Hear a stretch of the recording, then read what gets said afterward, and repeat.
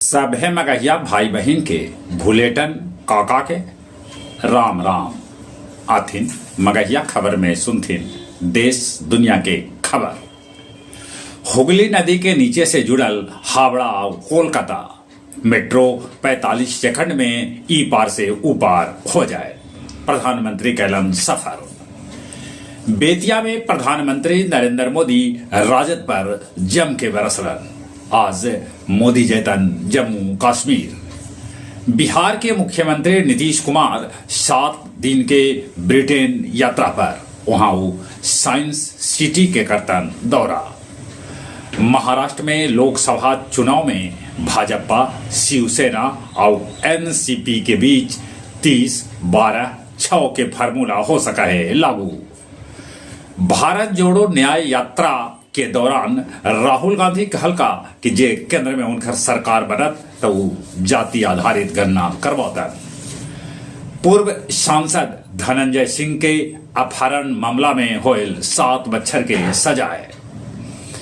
Kolkata high court के फटकार के बाद संदेश खाली के आरोपी शेख शाह के सीबीआई के हवाले करल गए। अमेरिकी राष्ट्रपति चुनाव में ईबेर मुकाबला बाइडेन और ट्रंप के बीच। अमेरिका हूती विद्रोही के तरफ से दागल गए मिसाइल और ड्रोन के मार गिरावल। जर्मनी के एगो आदमी लेलक कोरोना 19 के 217 गो टीका।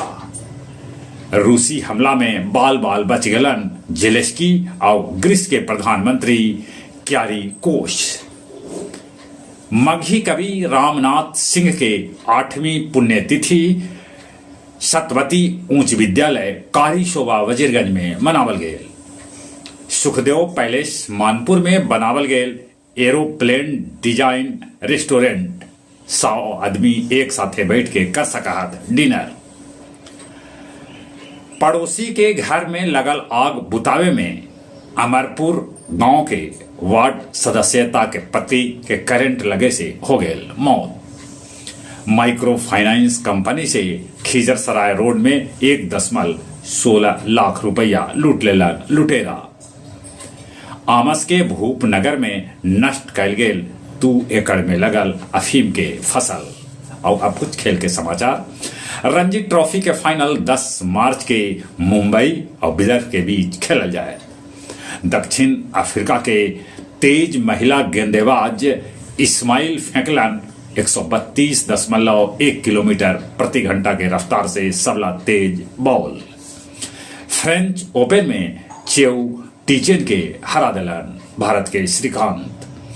भारत इंग्लैंड के बीच अंतिम 5वां टेस्ट मैच आज से। चलिए एक बार फिर से अपने सभी के भूलेटन काका के राम राम।